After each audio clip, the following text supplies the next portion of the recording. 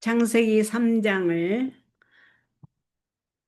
성경을 잘 이해하도록 돕는, 그래서 하나님의 마음을 중심 사상을 뽑고 핵심 사상을 창세기 3장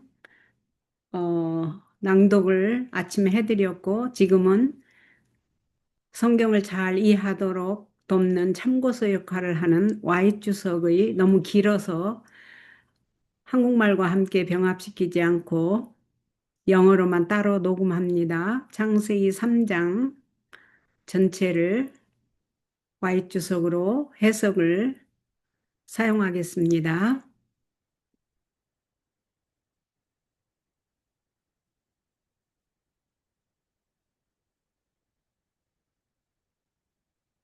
Genesis.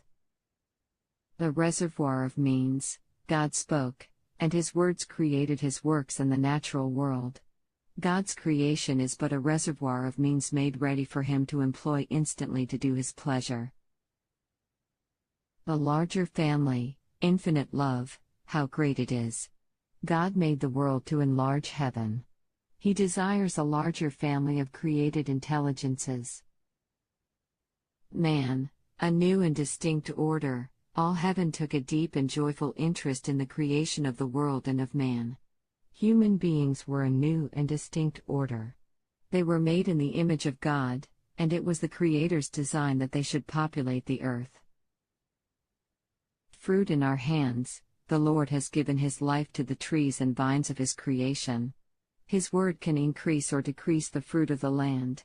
If men would open their understanding to discern the relation between nature and nature's God, faithful acknowledgments of the Creator's power would be heard. Without the life of God, nature would die. His creative works are dependent on him. He bestows life-giving properties on all that nature produces. We are to regard the trees laden with fruit as the gift of God, just as much as though he placed the fruit in our hands. 7 literal days, the weekly cycle of 7 literal days, 6 for labor, and the 7th for rest, which has been preserved and brought down through Bible history, originated in the great fact of the first 7 days. Man under God's supervision. The physical organism of man is under the supervision of God, but it is not like a clock, which is set in operation, and must go of itself. The heart beats, pulse succeeds pulse, breath succeeds breath, but the entire being is under the supervision of God. Ye are God's husbandry, ye are God's building. In God we live and move and have our being. Each heartbeat, each breath, is the inspiration of him who breathed into the nostrils of Adam the breath of life, the inspiration of the ever-present God, the great I Am. Partakers of God's nature, the Lord created man out of the dust of the earth. He made Adam a partaker of his life, his nature.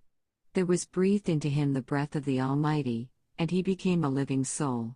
Adam was perfect in form, strong, comely, pure, bearing the image of his Maker. Physical power long preserved, man came from the hand of his Creator perfect in organization and beautiful in form. The fact that he has for 6,000 years withstood the ever-increasing weight of disease and crime is conclusive proof of the power of endurance with which he was first endowed. Adam crowned king in Eden. Adam was crowned king in Eden. To him was given dominion over every living thing that God had created. The Lord blessed Adam and Eve with intelligence such as he had not given to any other creature. He made Adam the rightful sovereign over all the works of his hands. Man, made in the divine image, could contemplate and appreciate the glorious works of God in nature. Eden, heaven in miniature. Adam had themes for contemplation in the works of God in Eden, which was heaven in miniature.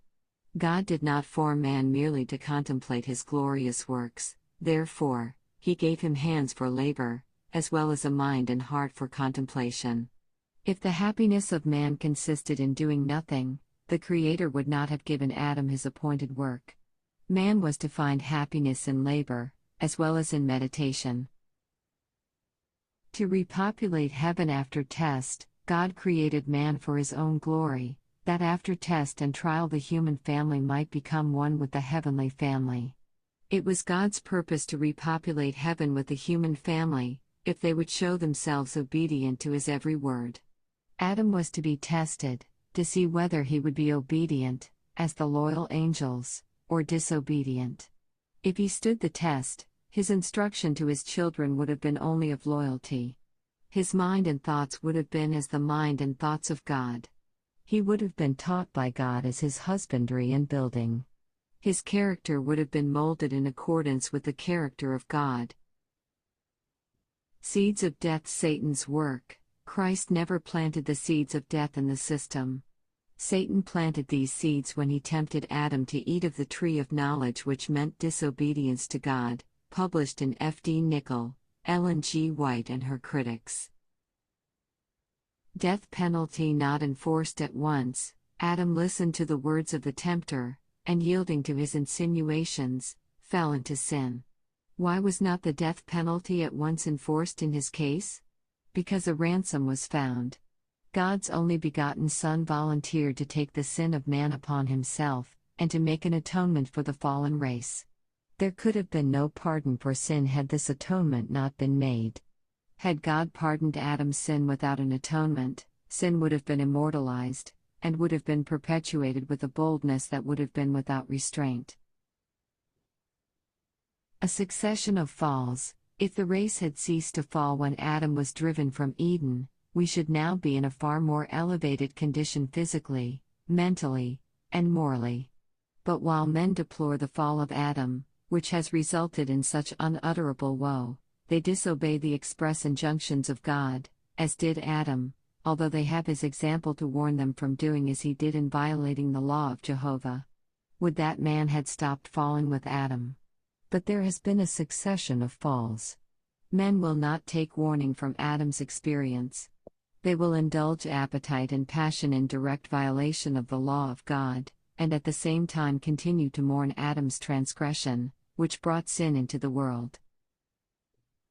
From Adam's day to ours there has been a succession of falls, each greater than the last, in every species of crime. God did not create a race of beings so devoid of health, beauty, and moral power as now exists in the world. Disease of every kind has been fearfully increasing upon the race. This has not been by God's especial providence, but directly contrary to his will. It has come by man's disregard of the very means which God has ordained to shield him from the terrible evils existing. Satan uses instruments. In Eden, Satan used the serpent as his instrument. Today he makes use of the members of the human family, striving by means of every species of cunning and deception to hedge up the path of righteousness cast up for the ransomed of the Lord to walk in. No change in Satan's propaganda. God does not consult our opinions or preferences.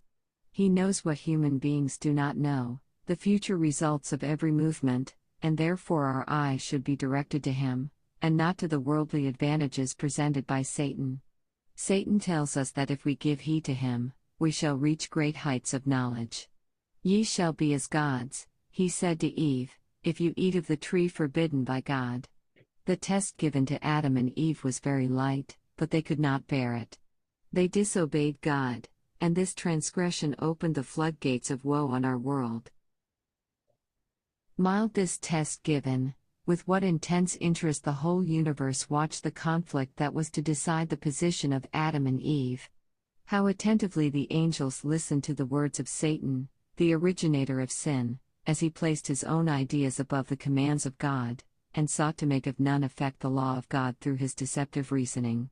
How anxiously they waited to see if the holy pair would be deluded by the tempter, and yield to his arts. They asked themselves, will the holy pair transfer their faith and love from the Father and Son to Satan?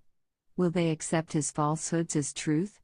They knew that they might refrain from taking the fruit, and obey the positive injunction of God, or they might violate the express command of their Creator. The mildest test was given them that could be given, for there was no need of their eating of the forbidden tree. Everything that their wants required had been provided. The Bible Echo, July 24, 1899. gained only a knowledge of sin and its results. If Adam and Eve had never touched the forbidden tree, the Lord would have imparted to them knowledge, knowledge upon which rested no curse of sin, knowledge that would have brought them everlasting joy. The only knowledge they gained by their disobedience was a knowledge of sin and its results. Adam's fall inexplainable. In what consisted the strength of the assault made upon Adam, which caused his fall? It was not indwelling sin, for God made Adam after his own character, pure and upright. There were no corrupt principles in the first Adam, no corrupt propensities or tendencies to evil. Adam was as faultless as the angels before God's throne. These things are inexplainable, but many things which now we cannot understand will be made plain when we shall see as we are seen, and know as we are known. Age after age, the curiosity of men has led them to seek for the tree of knowledge, and often they think they are plucking fruit most essential, when, like Solomon's research, they find it altogether vanity and nothingness in comparison with that science of true holiness which will open to them the gates of the city of God. The human ambition has been seeking for that kind of knowledge that will bring to them glory and self-exaltation and supremacy. Thus Adam and Eve were worked upon by Satan until God's restraint was snapped asunder, and their education under the teacher of lies began in order that they might have the knowledge which God had refused them, to know the consequence of transgression. Fall broke golden chain of obedience. Adam yielded to temptation, and as we have the matter of sin and its consequence laid so distinctly before us, we can read from cause to effect and see the greatness of the act is not that which constitutes sin, but the disobedience of God's expressed will, which is a virtual denial of God, refusing the laws of His government. The fall of our first parents broke the golden chain of implicit obedience of the human will to the divine. Obedience has no longer been deemed an absolute necessity. The human agents follow their own imaginations, which the Lord said of the inhabitants of the old world was evil, and that continually. Adam, temptation removed as far as possible. The plan of salvation was so arranged that when Adam was tested, temptation was removed from him as far as possible. When Adam was tempted, he was not hungry. Man a free agent, God had power to hold Adam back from touching the forbidden fruit, but had he done this, Satan would have been sustained in his charge against God's arbitrary rule. Man would not have been a free moral agent, but a mere machine. Every inducement to remain loyal, it certainly was not God's purpose that man should be sinful. He made Adam pure and noble, with no tendency to evil. He placed him in Eden, where he had every inducement to remain loyal and obedient. The law was placed around him as a safeguard. Fig leaves will not cover sin. Adam and Eve both ate of the fruit, and obtained a knowledge which, had they obeyed God, they would never have had, an experience in disobedience and disloyalty to God, the knowledge that they were naked. The garment of innocence, a covering from God, which surrounded them, departed, and they supplied the place of this heavenly garment by sewing together fig leaves for aprons.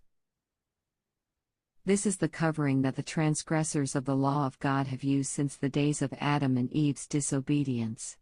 They have sewed together fig leaves to cover their nakedness, caused by transgression. The fig leaves represent the arguments used to cover disobedience.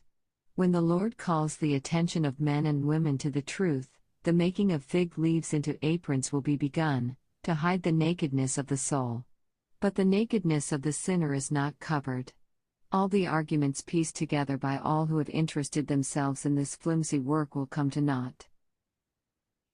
Drew on robes of ignorance. Had Adam and Eve never disobeyed their Creator, had they remained in the path of perfect rectitude, they could have known and understood God.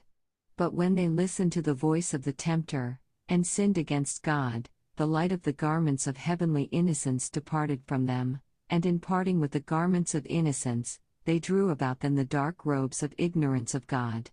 The clear and perfect light that had hitherto surrounded them had lightened everything they approached, but deprived of that heavenly light, the posterity of Adam could no longer trace the character of God in his created works. Adam knew original law. Adam and Eve at their creation had knowledge of the original law of God. It was imprinted upon their hearts, and they were acquainted with the claims of law upon them. When they transgressed the law of God, and fell from their state of happy innocence, and became sinners, the future of the fallen race was not relieved by a single ray of hope. God pitied them, and Christ devised the plan for their salvation by himself bearing the guilt. When the curse was pronounced upon the earth and upon man, in connection with the curse was a promise that through Christ there was hope and pardon for the transgression of God's law. Although gloom and darkness hung, like the pall of death, over the future, yet in the promise of the Redeemer, the star of hope lighted up the dark future. The gospel was first preached to Adam by Christ. Adam and Eve felt sincere sorrow and repentance for their guilt. They believed the precious promise of God, and were saved from utter ruin. Christ the immediate surety. As soon as there was sin, there was a Savior. Christ knew that he would have to suffer, yet he became man's substitute. As soon as Adam sinned, the Son of God presented himself as surety for the human race, with just as much power to avert the doom pronounced upon the guilty as when he died upon the cross of Calvary. Continent of heaven, Jesus became the world's Redeemer, rendering perfect obedience to every word that proceedeth out of the mouth of God. He redeemed Adam's disgraceful fall, uniting the earth, that had been divorced from God by sin, to the continent of heaven. Obviously, the word continent is here employed in a broader sense than is commonly understood today. It is in keeping with usage now obsolete, which permitted the word continent to apply to the solid globe or orb of the sun or moon. See Oxford English Dictionary. Editor.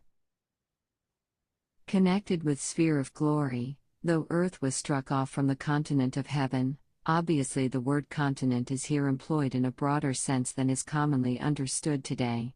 It is in keeping with usage now obsolete, which permitted the word continent to apply to the solid globe or orb of the sun or moon. See Oxford English Dictionary. Editor. And alienated from its communion, Jesus has connected it again with the sphere of glory. Instantaneous substitution. The instant man accepted the temptations of Satan, and did the very things God had said he should not do. Christ, the Son of God, stood between the living and the dead, saying, "Let the punishment fall on me. I will stand in man's place. He shall have another chance." Christ placed feet in Adam's steps. What love! What amazing condescension! The King of Glory proposed to humble himself to fallen humanity. He would place his feet in Adam's steps. He would take man's fallen nature, and engage to cope with the strong foe who triumphed over Adam. He would overcome Satan, and in thus doing he would open the way for the redemption from the disgrace of Adam's failure and fall, of all those who would believe on him. Execution of sentence withheld. God forbears, for a time, the full execution of the sentence of death pronounced upon man. Satan flattered himself that he had forever broken the link between heaven and earth. But in this he was greatly mistaken and disappointed. The Father had given the world into the hands of his Son for him to redeem from the curse and the disgrace of Adam's failure and fall. The curse on all creation. All nature is confused, for God forbade the earth to carry out the purpose he had originally designed for it. Let there be no peace to the wicked, saith the Lord. The curse of God is upon all creation. Every year it makes itself more decidedly felt. The first curse was pronounced upon the posterity of Adam and upon the earth, because of disobedience. The second curse came upon the ground after Cain slew his brother Abel. The third most dreadful curse from God came upon the earth at the flood. The land has felt the curse, more and more heavily. Before the flood, the first leaf which fell, and was discovered decaying upon the ground, caused those who feared God great sorrow. They mourned over it as we mourn over the loss of a dead friend. In the decaying leaf they could see an evidence of the curse, and of the decay of nature. The sin of man has brought the sure result: decay, deformity, and death. Today the whole world is tainted, corrupted, stricken with mortal disease. The earth groaneth under the continual transgression of the inhabitants thereof. The Lord's curse is upon the earth, upon man, upon beast, upon the fish in the sea, and as transgression becomes almost universal, the curse will be permitted to become as broad and as deep as the transgression. Tokens of God's continued love. After the transgression of Adam, God might have destroyed every opening bud and blooming flower, or he might have taken away their fragrance, so grateful to the senses. In the earth seared and marred by the curse, in the briars, the thistles, the thorns, the tares, we may read the law of condemnation, but in the delicate color and perfume of the flowers, we may learn that God still loves us, that his mercy is not wholly withdrawn from the earth. God said to Adam, and to all the descendants of Adam, "In the sweat of thy face shalt thou eat bread, for from henceforth the earth must be worked under the drawback of transgression. Thorns and briars shall it produce."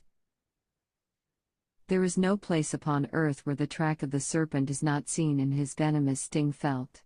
The whole earth is defiled under the inhabitants thereof. The curse is increasing as transgression increases. Amalgamation brought noxious plants. Not one noxious plant was placed in the Lord's great garden, but after Adam and Eve sinned, poisonous herbs sprang up. In the parable of the sower, the question was asked the Master, "Didst not thou sow good seed in thy field? How then hath it tares?" The Master answered, "An enemy hath done this. All tares are sown by the evil one. Every noxious herb is of his sowing, and by his ingenious methods of amalgamation he has corrupted the earth with tares." Published in F.D. Nicol, Ellen G. White and her critics. Obedience's condition of eating of tree. Transgression of God's requirements excluded Adam from the Garden of Eden. A flaming sword was placed around the tree of life, lest man should put forth his hand and partake of it, immortalizing sin. Obedience to all the commandments of God was the condition of eating of the tree of life. Adam fell by disobedience, forfeiting by sin all right to use either the life-giving fruit of the tree in the midst of the garden, or its leaves, which are for the healing of the nations. Obedience through Jesus Christ gives to man perfection of character and a right to that tree of life. The conditions of again partaking of the fruit of the tree are plainly stated in the testimony of Jesus Christ to John: "Blessed are they that do his commandments, that they may have right to the tree of life, and many enter in through the gates into the city." No sword before our tree of life, the Scriptures, it is written, is the gospel we are to preach. No flaming sword is placed before this tree of life. All who will may partake of it. There is no power that can prohibit any soul from taking of the fruit of this tree of life. All may eat and live forever.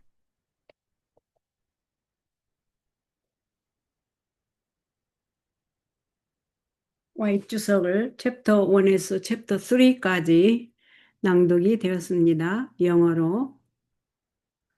오늘은 여기까지 하고 내일은 챕터 4를 하겠습니다.